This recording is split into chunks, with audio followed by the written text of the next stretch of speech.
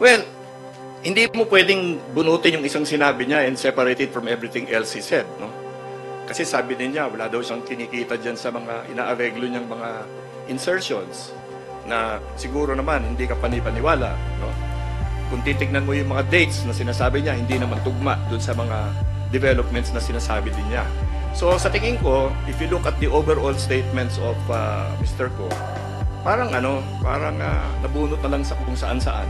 And syempre, babanggitin niya yung mga taong nababanggit na rin, ano, especially those that he feels will lead to greater credibility for himself, no?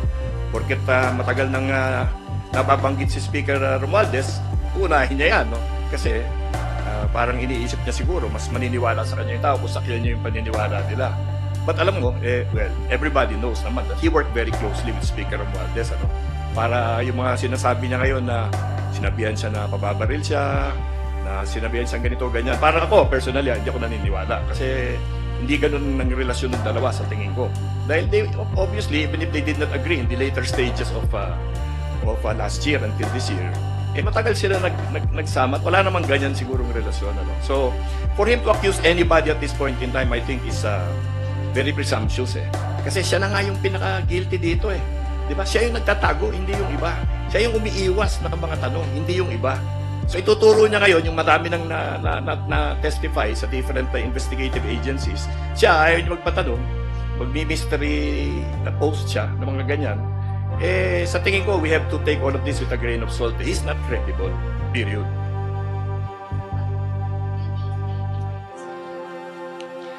Well, behind sa kanya, maraming kwentong ganyan. Wala naman kaming sigurong specifically alam pa dyan.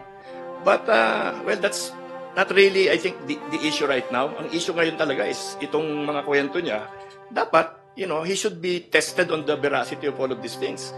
Kasi, puro invento. Sa tingin ko, puro invento yan And, titignan mo yung baba, meron siyang palabas na litrato, yung kotse na nakalagay doon, yung plaka, L ang umpisa, Davao yun. Diba? Naghatid siya ng pera sa Davao. Tapos yung mga maleta, meron nagsabi sa social media rin na may mga yung parang sales tag, price tag na ang sabi nila, hindi ko alam kung totoo, kauumpisa lang ng SME pagbili yan. So, some people are saying na binili lang yung mga maleta para kunan ng litrato, nagkamali sila, nasama yung kotse na galing Davao. So, there are so many factual issues in what he has been saying and posting. Siguro kaysa kami magpaliwanag bakit mali yan, ipaliwanag niya bakit totoo yan, di ba? It's not for us to disprove his crazy stories. Dapat siguro patunayan niya, show some evidence and some, di ba? More proof so that people will listen to him seriously. Di ba? Kasi puro malabo yung mga kwento niya, di ba? For example, sabi niya, yung presidente kinausap si Secretary Pangandaman at si Undersecretary Bersamin para puntahan siya at makiusap na magsingit ng 100 billion na projects, no?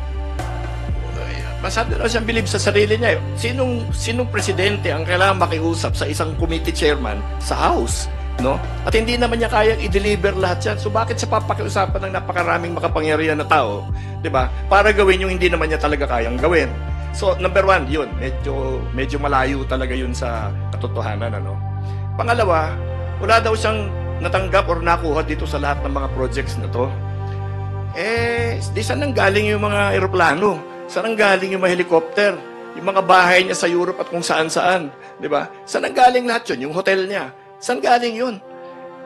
Dapat pakita niya kung saan. Kasi talagang, kung iisa-isahin mo yung mga sinabi niya, talagang parang hindi ka makasagot dahil napaka-imposible, di ba?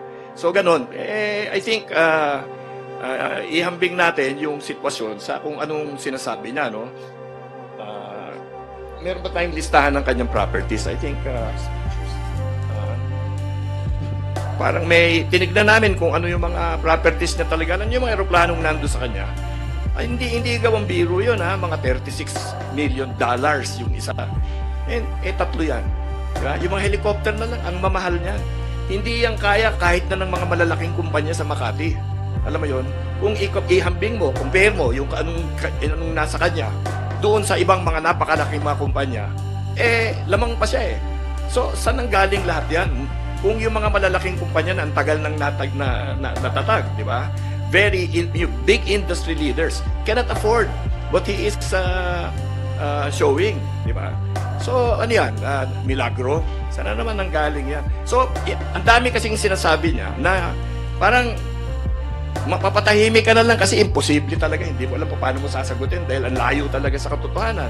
Tapos ito tayo, nagpapaliwanag tayo paano siya nagsisinungaling. Eh, nako, talagang ang hirap kasi pag ng tao nagsalita ng walang kabase-base, mahirap i-debate yun. Di ba? Siguro si Saldi lang makakasabi niyan, no?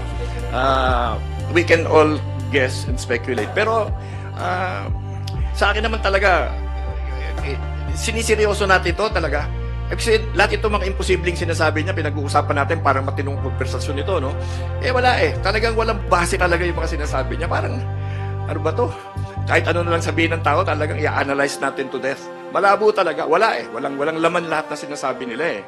Imposible lahat na sinasabi nila. Kaya, kung may makinabang dyan, di ko alam. Pero, siguro, ewan ko, ba't hindi natin hingian ng mas marami pang proof, no?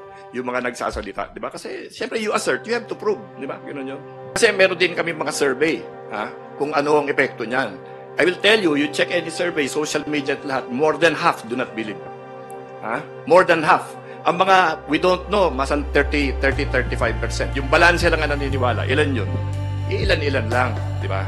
So, actually, I don't think it's getting any traction at all, no?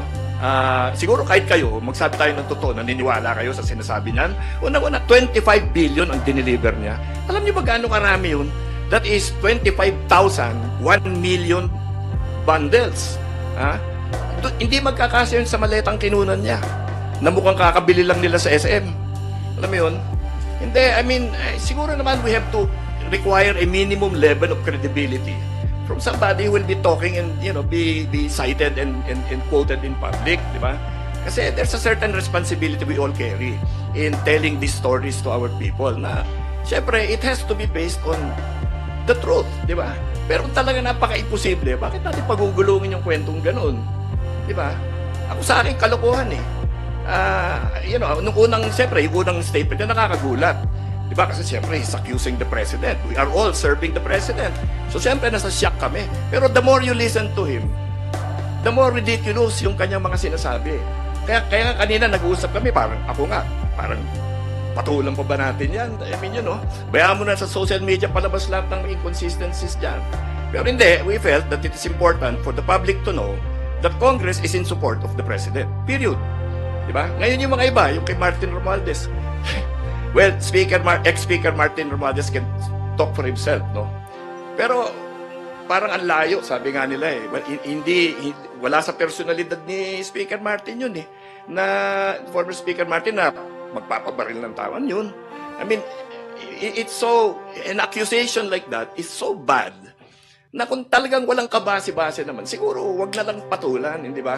Pakita niya, where does he get that information from? Sino nagsabi sa kanyang ginaganon siya? Para at least matignan natin na mabuti. Because he is the most guilty of everybody and that is what all the investigators are saying. Tapos paniniwalaan natin yung mga ganyan niya. Di ba? Siguro naman na salain din natin yung mga dapat paniwalaan natin. Hindi, itong investigasyon, no? Ilan na ba yung nalagay sa watch list, di ba? Sa pangbiyahe? Ilang congressman na ang napatawag sa ICI? Ilang senador na? Ilang senador at mga kontratista at lahat ang sinasabing kakasuhan na? Siguro malayo nang inabot ng investigasyon, di ba? Alam niyo kung familiar kayo sa mga legal processes, matagal talaga yan. Di ba? Demandahin ka, you have 10 days to answer. Pwede mo i-delay. Pag sagot mo, may 10 days to reply yung kabila. Paikot-ikot yon. Mahaba talaga yung proseso. Pero nandito na tayo sa malapit na talagang isampa yung mga kaso sa korte. At alam niyo, hindi gawang biro to. Hintayin nyo lang. Kasi dalawang klaseng charges ang pwedeng ipasok dyan eh. Na, yung malversation, na kung over 8 million yan, non-bailable yan. Or plunder, kung talaga napatunayan na may tumanggap na legislator dyan. Yung plunder, non-bailable din yun. So, ang sa amin lahat, at saka especially sa NUP, sa amin dapat tingin namin bilisan yung investigasyon. Tutuhanin kaagad yung prosecution. Pailang kaagad ng kaso. Sabi ng presidente, maraming hindi matutuwa sa Pasko sa katapusan ng taon na ito kasi baka magbabakasyon sila sa loob ng selda, di ba? Yun ang, siguro dapat yun na sundan natin. Ibig na pipintasan natin yung investigasyon na araw-araw nangyayari naman. Pinupuntahan lahat ng project sa lahat ng mga probinsya. Hintayin natin at, alam mo, nagpapahayag naman sila, di ba, kung anong mga ginagawa nila. Kulang pa ba yan na ang dami nang nakalista, napapailan na ng kaso? Di ba?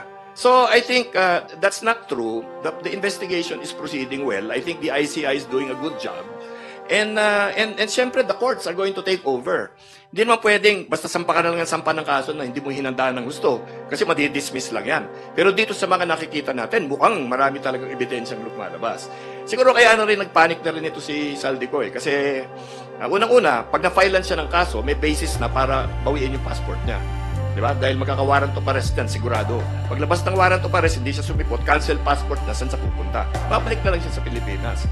So, baka nagpapanik siya kasi alam niya malapit na. Kasi kung sinusundan ninyo ang ginagawa ng ICI, ng Department of Justice, at ang Ombudsman ngayon, sobrang daming ebidensya lumalabas. Mga testimony, grabe. Okay? So sa akin, yun ang bantayan natin. If you're really interested in seeing accountability here, let's pay attention to those and let's support the investigative and prosecutorial bodies. Di ba? So it's madali sabihin, ay, walang nangyayari dyan, walang nangyayari. Hindi sila nagbabasa ng dyaryo. Ang daming nangyayari dyan. Kaya nga araw-araw yan ang binabasa natin, di ba? Oh. So no, it's not true that the investigations and everything else are not proceeding. Okay.